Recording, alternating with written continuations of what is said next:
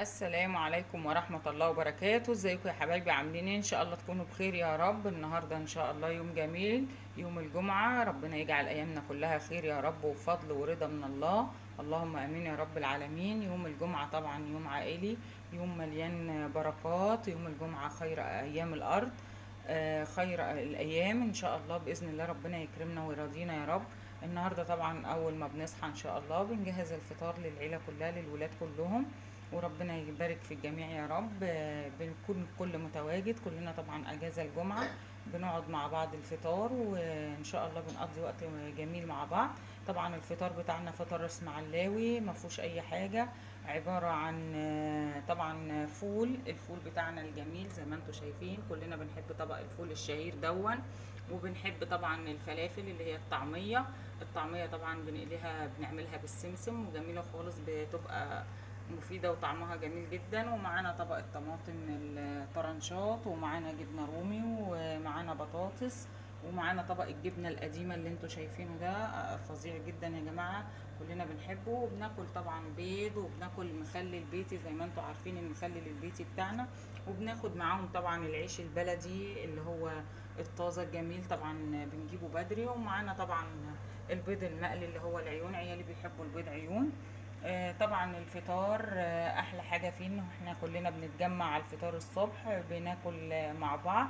وطبعا ربنا بيبارك طبعا. الايام جميله، واليوم الجمعه ده افضل الايام. بحب يوم الجمعه جدا. كل ايام ربنا جميله، بس يوم الجمعه عشان بقعد مع اولادي واحفادي واحبتي. ربنا يبارك يا رب، ويجعل الخير جميعا قدامنا، اللهم امين يا رب العالمين. دعاء النهارده: اللهم بارك لنا فيما اعطيتنا، اللهم امين يا رب العالمين. ان شاء الله تعملوا لي لايكات كتير يا جماعه، وتشتركوا في القناه. الناس اللي ما اشتركتش تعمل لي سبسكرايب، وان شاء الله اللايكات بقى على قد ما نقدر لايكات عشان يوم الجمعه. وان شاء الله ربنا اللهم بارك يا رب يجعل ايامنا كلها خير.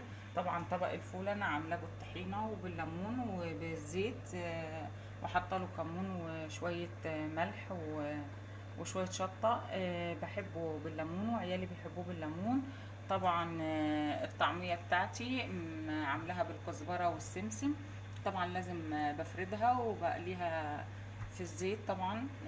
بتبقى جميلة الطعمية، من الحاجات الشعبية الجميلة والشهيرة. وما بننساش طبعا مع الأكلة دي أهم حاجة يا جماعة هو البصل الأخضر. بس طبعا احنا بناكل بعد الصلاة، ما بناكلش قبل الصلاة كلنا. يعني الولاد بيكونوا اتجمعوا على بعد الصلاة كده، أنا بجهز وبنزل الأكل على أول ما بيرجعوا من المسجد بيفطروا. وبعد كده بكون مجهزة بقى الغدا والكلام ده كله. وان شاء الله يا رب يجعلها جمعة سعيدة علينا. المخلل بتاعي بيتي زي ما انتوا عارفين، مخلل بيتي بعمله في البيت، ما بشتريش مخلل طبعا من بره على قد ما بقدر. وان شاء الله ربنا يصلح الحال، اللهم امين يا رب العالمين. اهم حاجه يا جماعه نعلم ولادنا ان يوم الجمعه في عادات لازم ننفذها ولازم نعملها، وحاجات مهمه جدا لازم تنفذ يوم الجمعه. وهي ان احنا نقرا سوره الكهف باذن الله، ونفتح قران في البيت على قد ما بنقدر. وطبعا بنطيب البيت بالبخور وبندعي من ربنا. وقبل ما بنولع البخور بنسمي الله، لان البخور ده طعام الشيطان طبعا، طبعا الشياطين. لو ما سميناش الله واحنا بنولع البخور بتتلم حوالينا الشياطين، لكن لما بنسمي الله ونشغله ويكون موجود قرآن في المكان الملائكة بتتجمع.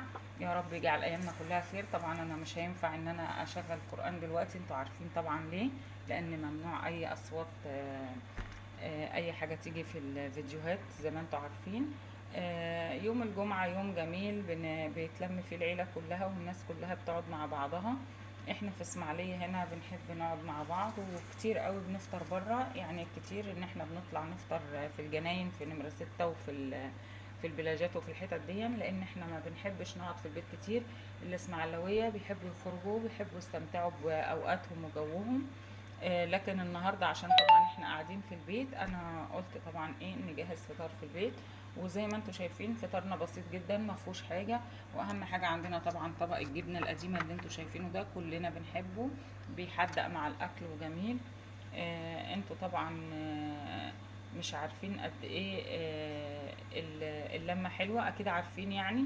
ان اللمة حلوة في كل حاجة، والقعدة مع بعض طبعا جميلة في كل حاجة. يا رب يجعل ايامنا كلها خير، ويبارك في ولادنا وفي احفادنا، اللهم امين يا رب العالمين. باذن الله تعالى. عايزه اقول لكم كمان ان احنا نعود العيال ان هم يحمدوا ربنا على كل حاجه، ولادنا واحفادنا نعودهم على ان هم يحمدوا الله. الحمد نعمه، والانسان اللي بيحمد ربنا ربنا بيزيده من الخير ومن البركات ومن الايمان. يا رب يجعل كل ايامنا كلها خير ورضا من الله ورضوان، اللهم امين يا رب العالمين. نعلمهم الحمد والرضا يا جماعة، لأن دي علامات حاجات مميزة وميزات لازم يكونوا يتحلوا بيها كلهم. و... ويكون الخير دايما معاهم ان هم يتعلموا الحاجات دي، وطبعا يسموا الله ويشكروا ربنا على كل حاجة. بنفطر الفطار ده كله، وبعد كده بنعمل بقى الشاي المظبوط اللي هو ايه يظبط الدماغ طول النهار. وبنقعد شوية نقوم كل بحاجات كتير ورانا، كل واحد بيتجه للحاجة اللي وراها عايز يعملها يوم الجمعة. وطبعا انا برجع تاني بدخل المطبخ، ما بطلعش منه الا بعد شويه لغايه ما اخلص طبعا الغدا النهارده كان ناس طالبينه منه ان شاء الله مني، ان شاء الله هنفذه باذن الله. هنفذ غدا ناس طلبوه مني قالوا لي اعملي لنا فيديوهات وكده، وان شاء الله هنفذه باذن الله بعد ما نفطر. واهم حاجه نشرب القهوه بتاعتنا بعد الفطار بشويه كده عشان تدينا باور كده وطاقه طول اليوم، والمود يكون مظبوط. بناخد مع القهوة طبعا أي حاجة مسكرة زي شوكولاتاية أو حتة بيتي فور، أي حاجة صغيرة مسكرة عشان طبعا تظبطنا طول اليوم. وإن شاء الله بإذن الله الفيديو يكون بسيط وعجبكم. معلش يا جماعة احنا فطرنا بسيط، في ناس بتفطر حاجات غير كده، بس احنا الحمد لله الحمد لله ألف حمد وألف شكر. فطرنا هو دون، وعيشنا بلدي من عادي بنجيبه من الفرن عادي، وساعات بنخبز يعني في البيت لما يكون الوقت متوفر يعني. وربنا يبارك في الناس كلها ويجعل ايامنا كلها خير، والسلام عليكم ورحمة الله وبركاته.